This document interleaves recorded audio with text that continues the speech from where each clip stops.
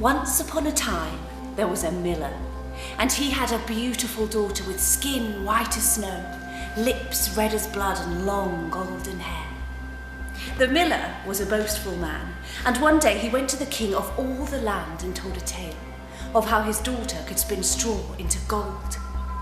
The king did not suffer fools lightly. He said to the miller, "Bring me your daughter, and she shall spin for me. If she can spin straw into gold, she shall be my wife. If she cannot, she shall die."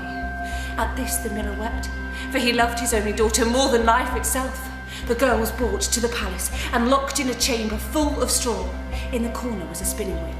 Alone, she picked up a handful of straw, and as it crackled through her fingers, she knew it would never be gold. "Oh, what am I to do?" she cried, "for tomorrow I shall surely die." And then she heard a voice. "What is the matter? A pretty maid?" And as she turned, she saw the smallest, strangest man she had ever seen. He was grinning wildly and had a beard down to his waist. "Why are you crying?" he said. And she told him, "I must spin all of this straw into gold, and if I do it, I shall be queen. If I do not, the king will forfeit my life."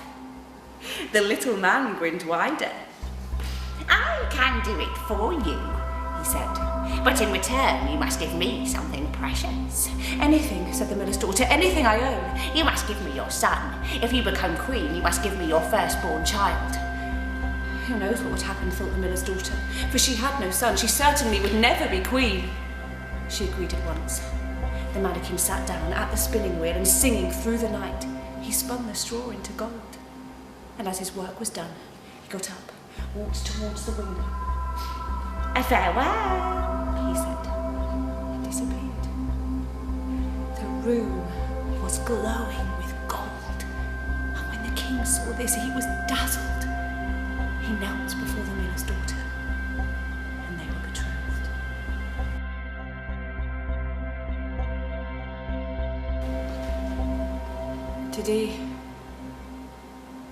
Today, Jordan, I am waiting. I'm waiting for a man in a wig to make a judgment about me, about us. A man in a wig as white as snow, robes as red as blood. This one has a kind face, a Santa Claus face, but he does not smile.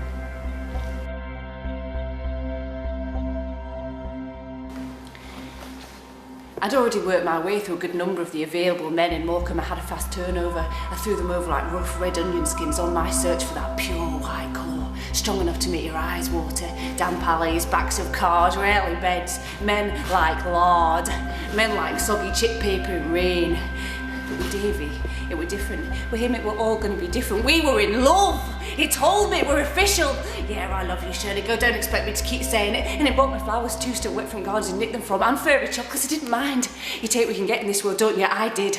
I seized this unlikely lad with all my might. I wanted him because he were different. Different spelled exciting, spelled future, spelled love, spelled take me away from here and breathe some life into me. He took me away from a little shop I worked in. Fizzy drinks, tea towels, things made out of seashells, us roaring down prom, old lady strolling by tutting. Oh, she'll come to no good. I didn't care. For the first time in my life, I felt alive.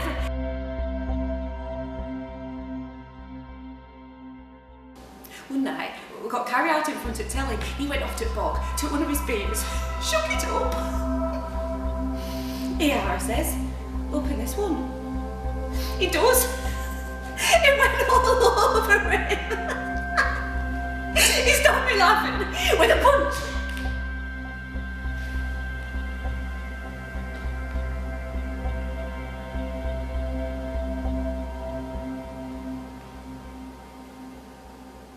That was the first time. I felt so stupid.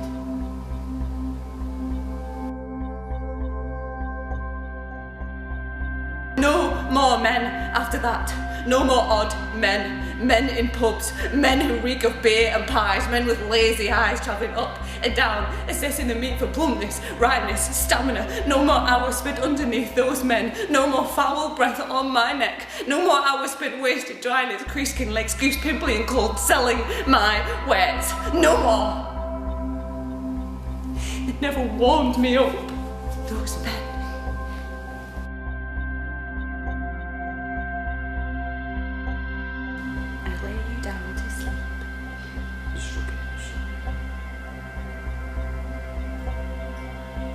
drink.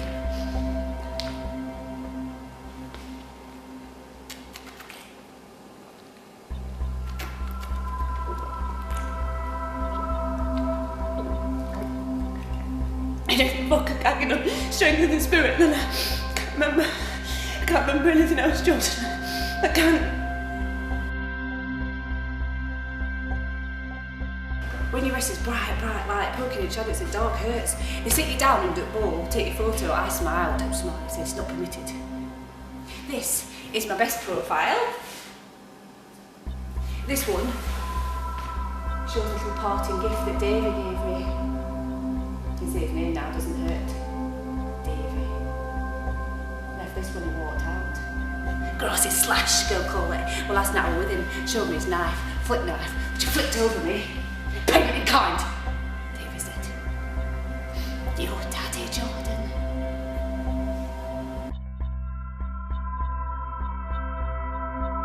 On the third day I had to go into the box.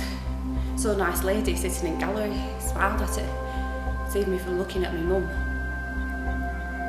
The wig on crown on the other side, it spoke to me like I were a child, evil lunatic. So, Miss Jones, you say you left the pram sitting on the shore. Yeah, so you wouldn't be needing it? No. So you are telling the jury that this was a premeditated killing? No, I don't think you understand. I think I do understand perfectly clearly. You intended to return home, having purchased drugs and alcohol, until you murder your child, the victim, Jordan Jones.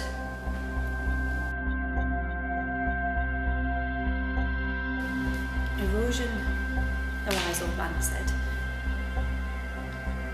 Waves of pain pass, crashing over my head. I wait. It helps. And I think that maybe with time, things will get easier.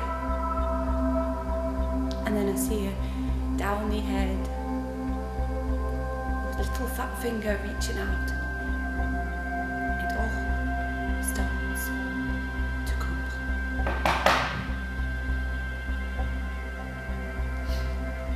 It's time to go, Jordan.